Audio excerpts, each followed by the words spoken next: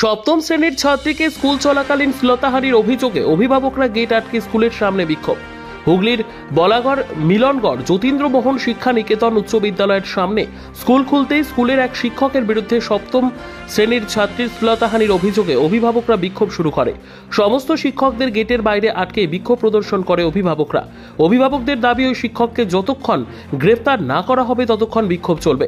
অভিযুক্ত শিক্ষকের নাম বিশ্বজিৎ বাড়ি হুগলির বলাগড়ের জিরাটের হাটতলায়। অভিভাবকদের অভিযোগ, এই শিক্ষক এর আগেও অনেক মেয়ের সাথে খারাপ ব্যবহার করেছে এবং স্কুলে মদের বোতল নিয়ে আসে এবং ড্রিঙ্ক করে আসে। তাই যতক্ষণ না কোনো ব্যবস্থা হবে ততক্ষণ স্কুল চালাতে আমরা দেব না এবং এই আন্দোলন চলবে। অভিভাবকদের সাথে সাথে স্কুলের ছাত্রছাত্রীরা এই বিক্ষোভে সামিল হয় এবং হাতে প্ল্যাকার্ড নিয়ে যেখানে লেখা থাকে ওই শিক্ষকের গ্রেফতার এবং পদত্যাগের দাবি।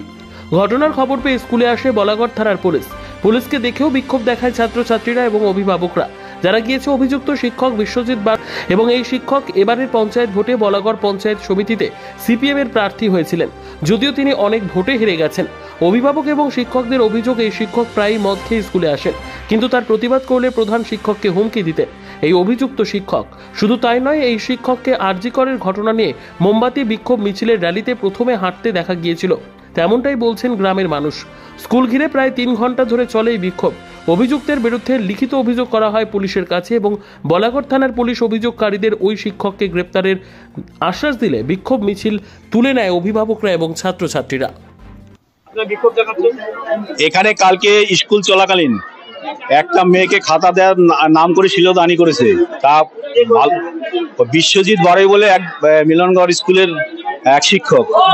তা বিগত দিনে আরো শোনা যায় যে বিগত দিনে বহু মেয়েকেই স্কুলের 7 থেকে 10 পর্যন্ত এই চারটে ক্লাসের মেয়েদের অনেকবারই এরকম মানে শ্লীলতাহানি ও বিরুদ্ধে অনেক অভিযোগ আছে। এমনকি ওর মানে শোনা কথা যে ওর এমনি ড্রিঙ্ক করে স্কুল আসে, আর ওর ইসের মধ্যে গাড়িতে মানে মদের বোতল পর্যন্ত থাকে। আমরা চাইছি ওর ইমিডিয়েট শাস্তি হোক, ও এখান থেকে চাকরি বরখাস্ত হোক, তাহলে অনবরত এই আন্দোলন চলবে। মিলনগড় স্কুলের কোনো ক্লাস আর ওর বিচার না হওয়া পর্যন্ত মিলনগড় স্কুলের আর কোনো ক্লাস চলবে না।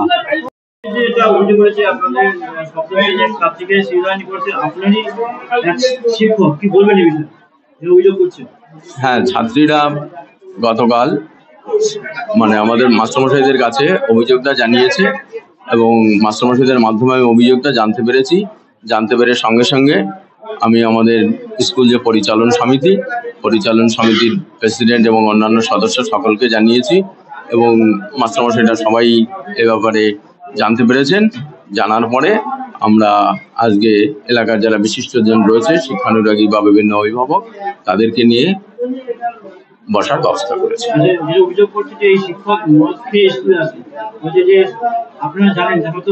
না স্যার, এই ব্যাপারে আমার কাছে কোনো অভিযোগ আমি জানি না। নাম বিশ্বজিৎ বাড়ি, ওনার বাড়ি জিরাটে। লোকাল অ্যাড্রেসটা আমার ঠিক মনে নেই, কিন্তু জিরাটে বাড়ি। না, উনি এখনো অ্যাটেন্ডেন্স রেজিস্টারে সই করেনি, মানে আসেন। আমার নাম প্রাণকৃষ্ণ মন্ডল। কি বলবেন, এই অভিযোগটা আপনার বিরুদ্ধে উঠেছে?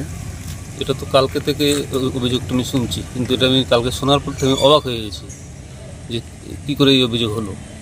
আর এই অভিযোগটা যে সম্পূর্ণ মিথ্যা, সেটা তো আইনি ব্যবস্থায় এসে আইন সেটা প্রমাণ করবেই।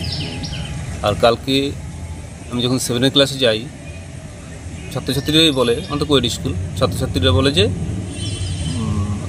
স্যার আজকে ক্লাস করবো না, ভালো লাগছে না, লাইব্রেরি রুমে নিয়ে চলুন। আমি তোর ওদের লাইব্রেরি রুমে নিয়ে চলে যাই। লাইব্রেরি রুমে নেওয়ার পরে ওই যখন 12:10 হয়, সেকেন্ড পিরিয়ড ছিল, 12:10 হয়ে যায়, তখন বললাম লাইব্রেরি শেষ হয়ে গেছে, টাইম, এবার 3rd পিরিয়ড হবে, চল এবার ওরা সব বইপত্র রেখে দাও। এবার বইপত্র ওরা সব রেখে দিয়ে সবাই বেরিয়ে গেছি। এবার 3rd পিরিয়ডে দেখি কেমন একটা গুঞ্জন ভাব। তখন আমার কলিগটা জানালো যে দাদা, তোমার বিরুদ্ধে কিন্তু এরকম একটা এলিগেশন দিচ্ছে।